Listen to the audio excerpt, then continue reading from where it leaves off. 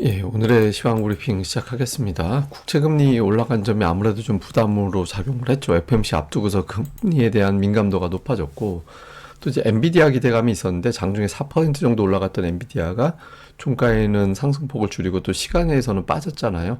여기에 대한 어떤 우려로 이제 일부 종목군들이 반응을 했고, 특히 이제 수급에서는 외국인들의 선물과 현물의 어떤 대규모 매도가 나오면서, 뭐 현물은 그렇게 많이 팔았다까지는 아니지만 어쨌든 제법 매도가 나오면서 좀 지수가 플러스 나기에는 좀 어려웠습니다. 그러니까 지수의 연결고리, 그러니까 지수의 민감도가 상대적으로 낮은 뭐 방산주, 게임주, 의류주 이 중에 일부 종목군들만 이제 선별적으로 올라가는, 예, 그런 모습을 보인 게 오늘 장의 특징이었습니다. 첫 번째 시장을 누른 재료는 엔비디아에 대한 기대감. 그러니까 엔비디아가 오늘 장중에 900달러 넘어가서 924달러까지 올라갔다가 종가는 884달러로 끝났잖아요. 그 여러 가지 어떤 이벤트가 있었음에도 불구하고 엔비디아가 시간 내에서 빠졌거든요. 그래서 대장주가 밀려버리면 이게 피크 친 건가? 중요한 어떤 이벤트라고 하더만 뭐 이런 어떤 투자자들의 우려, 그러면서 뭐 하이닉스를 비롯해서 다른 어떤 코스닥의 어떤 종목군들이 밀리는 계기가 됐죠. 그래서 대장주가 이제 여기서 빠진다라면 여기에 대한 어떤 공포감이 1차적으로 있었고, 또 하나는 이제 국채금리입니다. 그러니까 국채금리가 4.31% 올라가면서 지난주에 한 50포인트 빠졌잖아요. 근데 50포인트 빠질 정도는 아닌데 오버한 거잖아 라고 해서 어제 반등을 좀 했다가 오늘 또 금리가 올라가니까 이러다가 FMC 끝나고 국채금리가 4.4%까지 올라가는 거 아닌가? 이런 우려가 좀 있었죠. 그래서 FMC 앞두고 금리에 대한 부담감이 작용이 됐고, 여기에 이제 또 그 미국 연준이 금리를 3번이 아니라 2번밖에 안 내릴지도 모르겠다, 뭐 이런 어떤 주장들이 있거든요. 그래서 뭐 그리고 여러 증권사에서 금리 인하에 대한 어떤 전망을 수정하는, 그러니까 많이 내릴 거라고 생각했다가 좀 덜 내릴 거야 이런 쪽으로 수정하다 보니까 금리 올라갈 때 또 실행시장은 아무래도 좀 부담이 되죠. 그러니까 이런 부분들도 일부 영향을 준 것 같습니다. 저는 이제 무엇보다 수급 문제가 제일 크다라고 보는데, 제가 며칠 전부터 계속 말씀드린 게 있었잖아요. 그러니까 외국인이 선물 추가적으로 매수할 여력이 없다. 그래서 지금 이거를 틀어 막아주기 위해서는 삼성전자가 되게 중요하다라고 말씀을 드렸죠. 근데 뭐 어쨌든 외국인들이 선물 매수 여력이 별로 없다 보니까 매도 우위로 돌아서게 되고, 매도 우위에 되게 되면 선물 매도라는 건 코스피 200을 매도하는 거니까 시가총액 상위 종목이 대부분 다 하락하는, 예, 그런 결과가 나오게 되는 거죠. 근데 뭐 단기에도 한 2만 계약 정도 매도를 해서 한 번 정도는 또 이제 끌어올릴 수 있는 또 체력도 비축을 한 측면도 있거든요. 근데 어쨌든 이 문제가 당장은 선물 매도, 대형주 매도 이런 어떤 구도를 만들어 줬습니다. 근데 또 이게 이렇게 되다 보니까 한쪽으로 또 밀고 나가서 코스닥은 대형주가 또 좋았어요. 예, 보시면 코스닥 대형주만 놓고 보면 오늘 지수 올라간 것 같죠.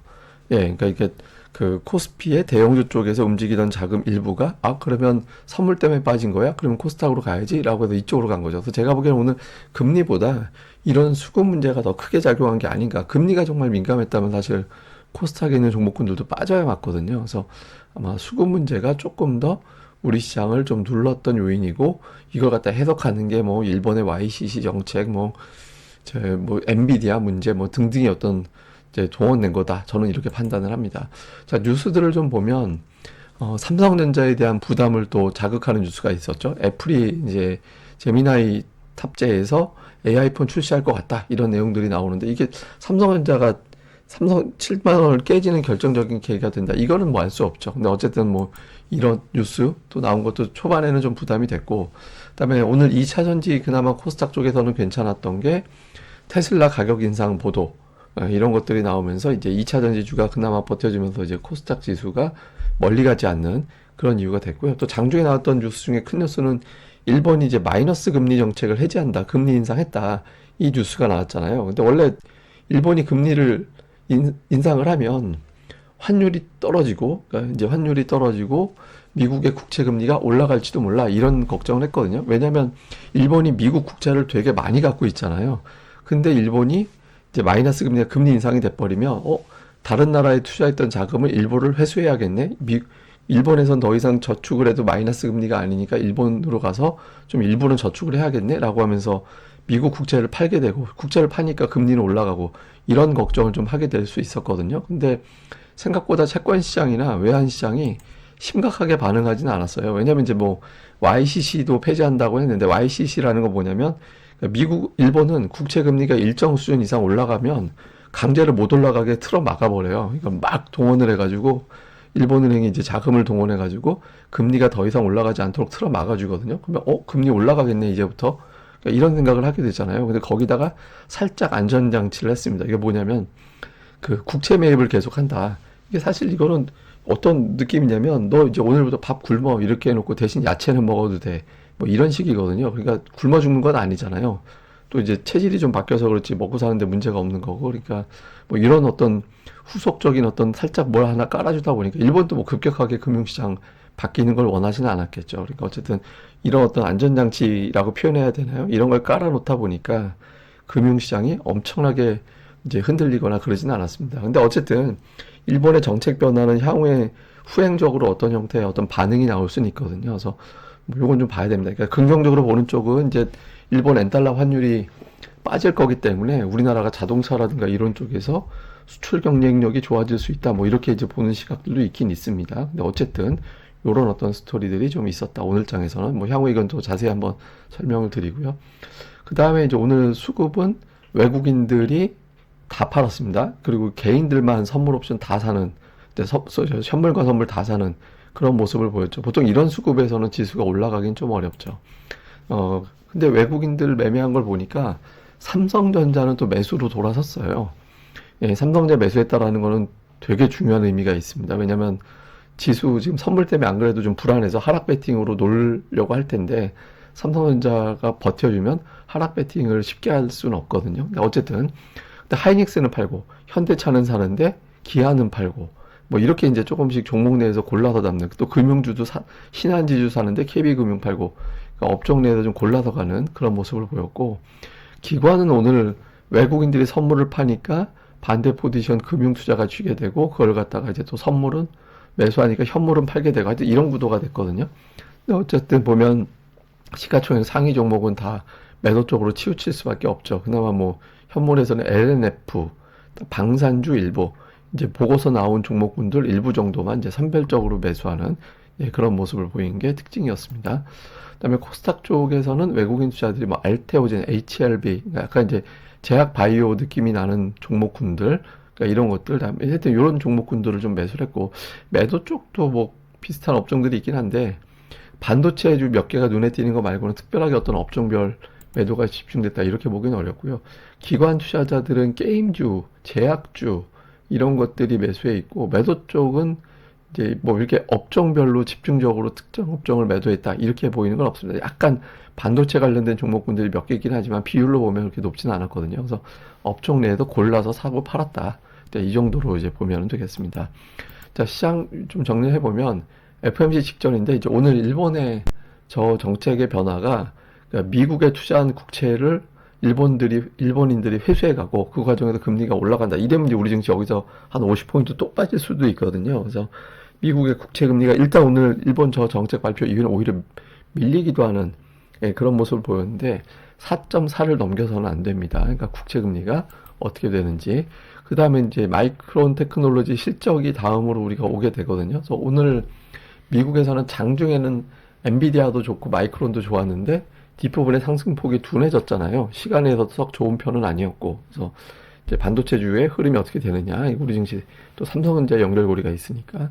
그 다음에 이제 무엇보다 외국인들이 1월 18일 이후 처음으로 3일 연속 순매도하는 예, 그런 모습을 보였거든요. 근데 외국인들이 지금 매도를 계속 해버리면 국내 투자자들의 매수 여력이 별로 없기 때문에 그러니까 지수가 쉽게 올라가기가 어려워집니다. 그러니까 외국인 투자자들의 매도 진정이 곧바로 나타나게 되는지 이걸 좀 봐야 될 거고요. 그 다음에 오늘 뭐 지수 연결고리가 좀 덜한 뭐 카지노는 지금 파라다이스가 출발이 좋다 뭐 이런 식의 어떤 보고서 나온 영향이 좀 있겠죠. 그러다 보니까 이제 중국인들이 많이 오나 싶어서 많이 비슷한 어떤 소비하고 비슷한 연결고리가 있는 종들 화장품 의류가 올라가고 그다음에 일부 방산주 이런 것들이 틈새에서 움직이는 그런 모습을 보였습니다.